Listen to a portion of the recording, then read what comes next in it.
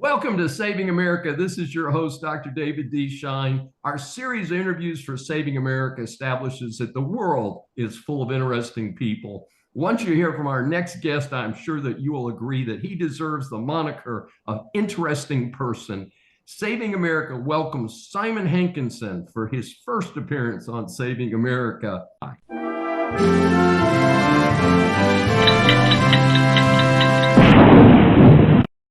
He is a senior research fellow in the Border Security Immigration Center at the Heritage Foundation.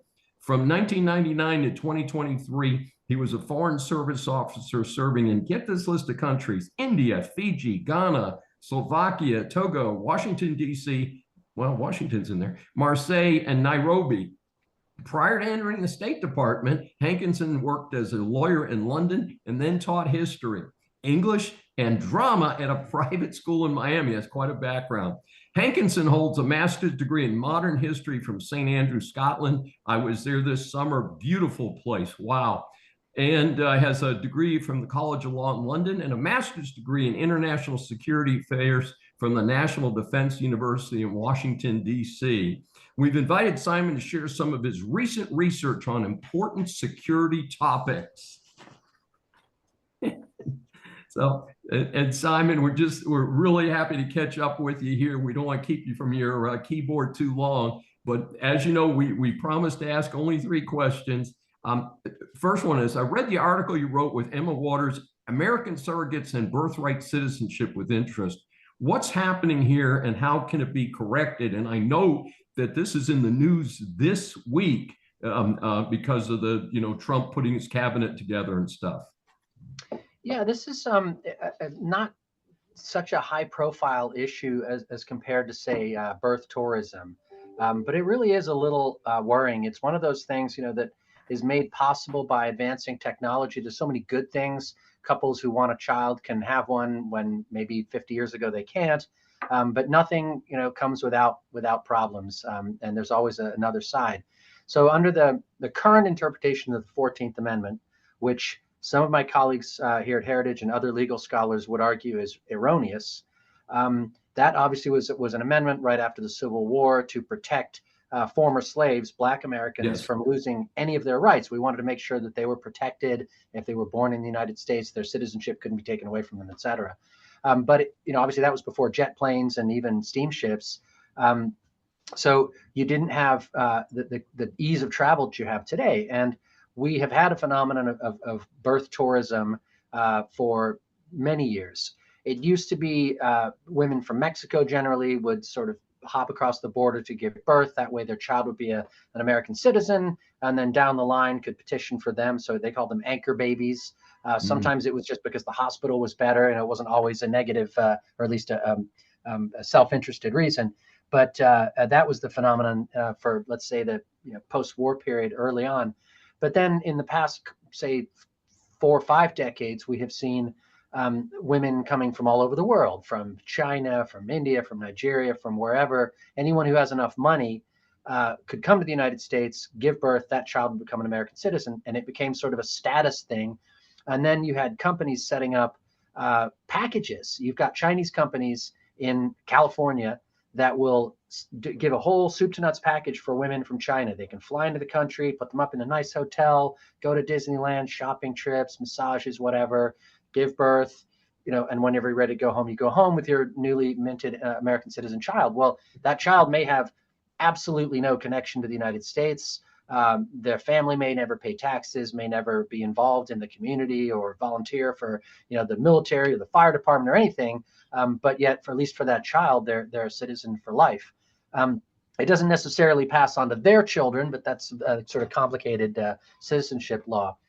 And the problem with where it sort of collides with the IVF world is that technology is so good today that you can have a couple, say, it could be 2 men, 2 women, a man and a woman of any age, whatever, arrange with an American or a person resident in America, a woman. I'm going to use the word woman. I hope that's okay with your audience, and I hope I don't need to define it, but for sure. So someone who is capable of conceiving and bearing children. So you could ship over sperm and an egg and have them assembled, in a donor, let's say a carrier woman. You could have a woman be inseminated with. I mean, there are all kinds of different possibilities. But the most, let's say, remote is that you could have a child born in the United States of foreign ingredients, foreign egg, foreign sperm. So neither parent is an American citizen or is even here in the United States. And this child is not related biologically to the mother and is born and becomes a US citizen at birth, which I think would strike most people as weird because Yes. that clearly wasn't the intent of the 14th Amendment. Um, and as my colleague who did a lot of research on this discovered, some states have rules about this kind of surrogacy arrangement. Other states have none, and so it's kind of cowboy country. And just like any other medical procedure, if there's no limits on it whatsoever, you will have a few bad actors who will exploit it.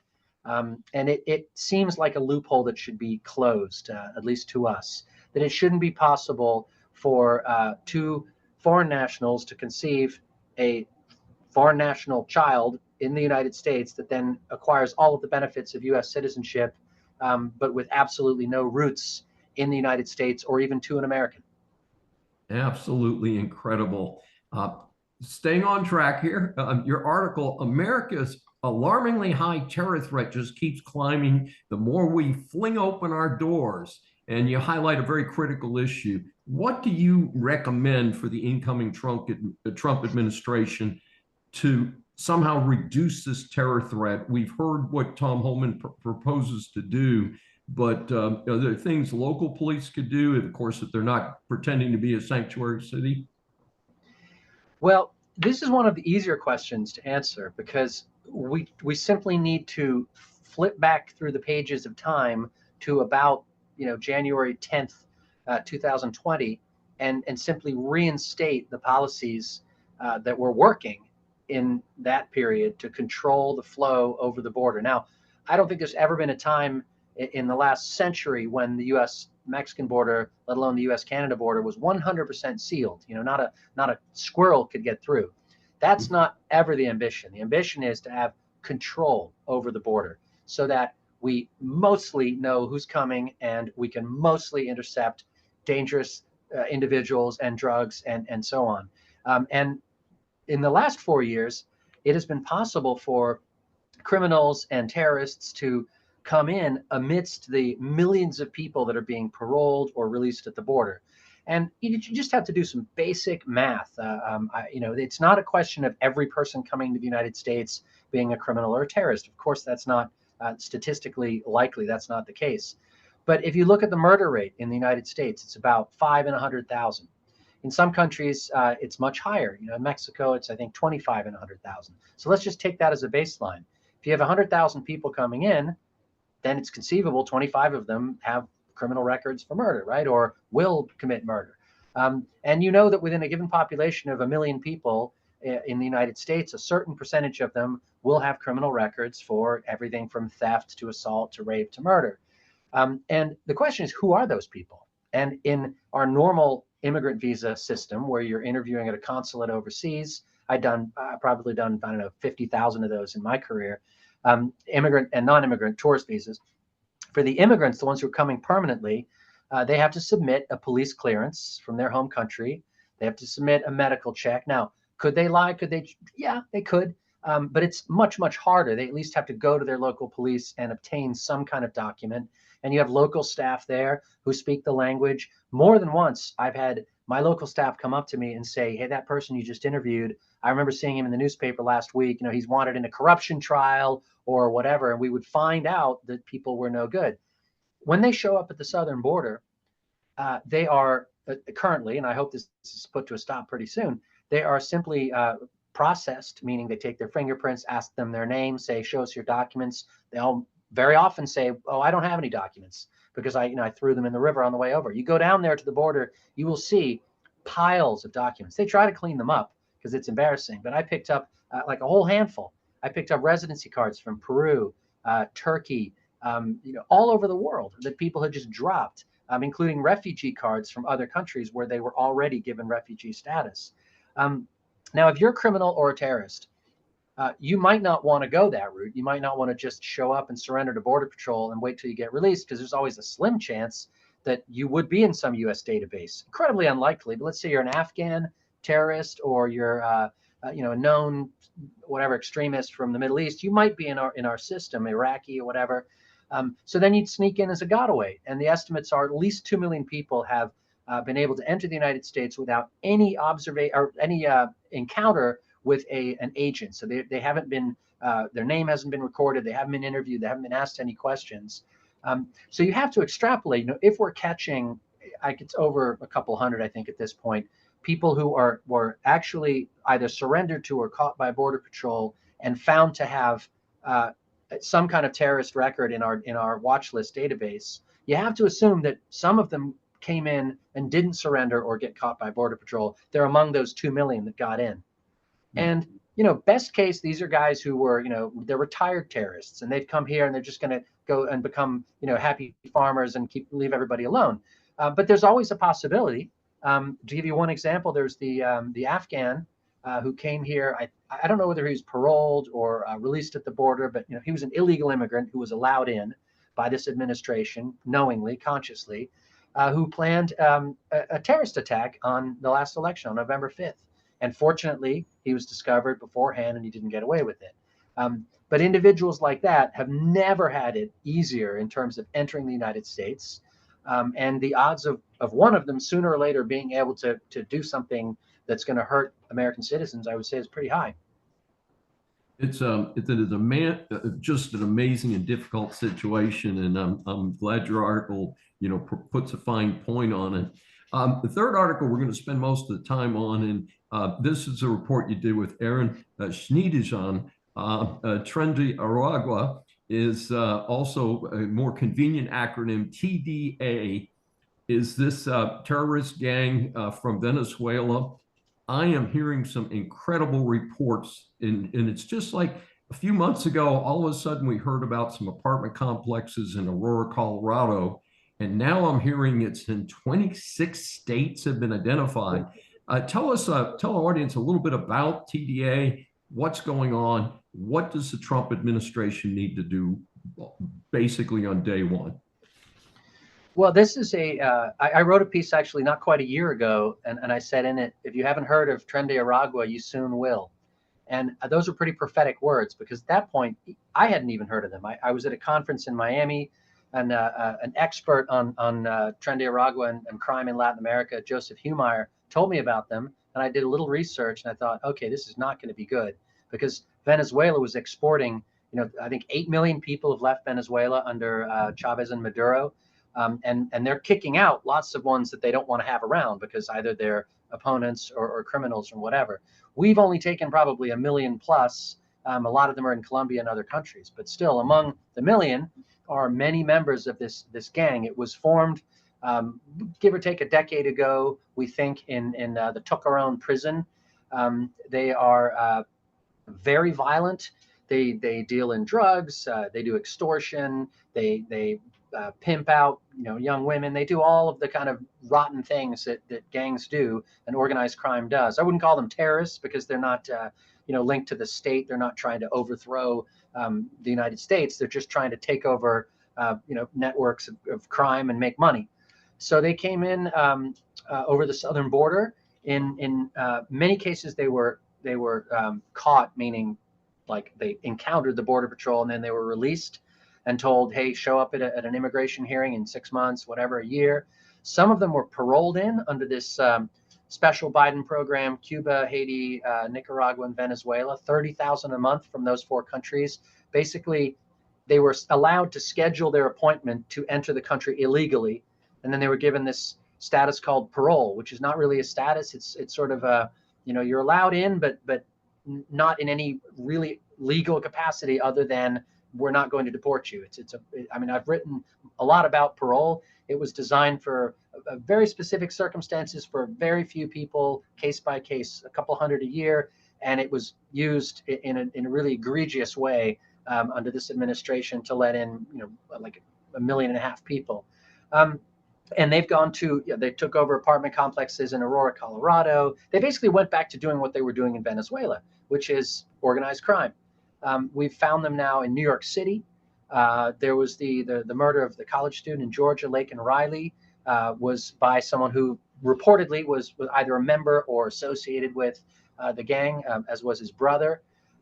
There have been cases in San Antonio, in Dallas, in El Paso.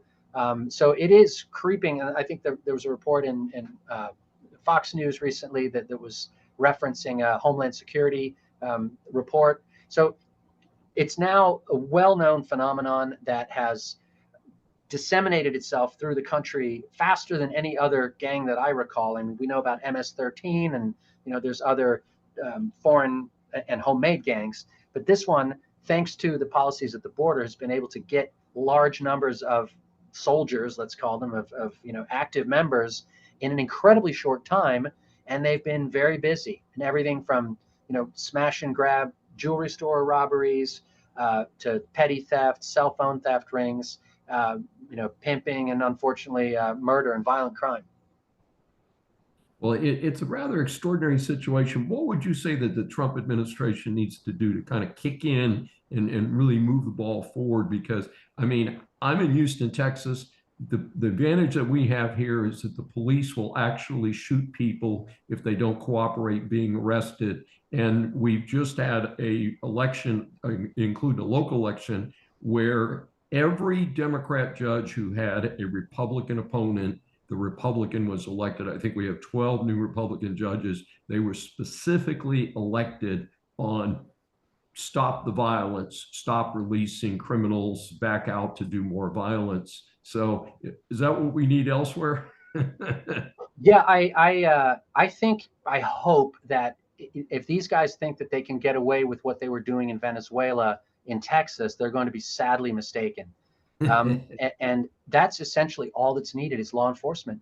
We've had these prosecutors in our big cities from New York to San Francisco that don't prosecute. They were elected with money from left-wing groups on, sort of social justice, alternatives to punishment kind of ideology. They don't want to put criminals in jail. So you have these no bail policies where you can't have cash bail because that's discriminatory against people who can't afford it.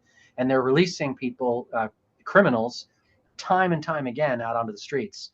So we need essentially law enforcement at the national level and at the local level. That's what will take care of Tren de Aragua. First of all, stop the flow at the border, reinstate remain in Mexico. The supply will dry up when they're all forced to wait in Mexico for their entire process to come through. We need to finish building a wall or some kind of barrier across the length of the border so that people are channeled to ports of entry and places where they can be properly, I wouldn't say properly vetted because that's still not going to be possible, but better than they're doing in the field right now before they release them. We need to stop releasing them until we know who they are, until we actually know what criminal record they have. And if we can't find that out, maybe we should strongly consider not letting them in at all. And then if they are here, if they've been able to get in on parole, on release pending their removal hearings, whatever their status is, they should be fully accountable for their actions. There shouldn't be a special status just because you're an illegal immigrant. If I drive down the street and I get pulled over by a cop for speeding and I'm drunk, they will punish me. They'll put me in jail maybe, or fine me, or take my car away, or whatever. If you have no insurance, no legal status, no license plate, and they just let you go, what's the deterrent? There isn't one. So we have to take that person and do to him what they would do to you and me, except if they are here illegally, they should also have the removal process take place at the end of the criminal process. And, one by one, case by case, the word will get out and we will reestablish the rule of law. But I would say that's what we've lost in the last 4 years. We've lost it in our cities and we've lost it at the border. And I think the political consequences you just described and the national election that we had have shown that people's patience has run out and they're fed up and they want the government and law enforcement to do its job. Well, Simon Hankinson, it has been terrific to get a chance to meet you and share some of your thoughts with our audience. And again, you are distributed. Your articles have been distributed through the Heritage Foundation, and we encourage people to look you up there. How can our audience get more information about you and the Heritage Foundation? Well, heritage.org is probably the fastest place to go. I put my articles out on Twitter or X I'm at watchfulwaiter1. And you can just Google me and the articles all come up. I have a column that I put out every week. I just did one this morning called The Borderline. And you can also Google that. It's always immigration, border related stories, changing week to week. And I've tackled Tren de Aragua at least 3 times now, unfortunately. Yes, I understand. Well, what a value to our the country and to the United States, and we certainly appreciate it. This is Dr. David D. Schein for Saving America. Thanks for joining us, and please subscribe on your favorite platform.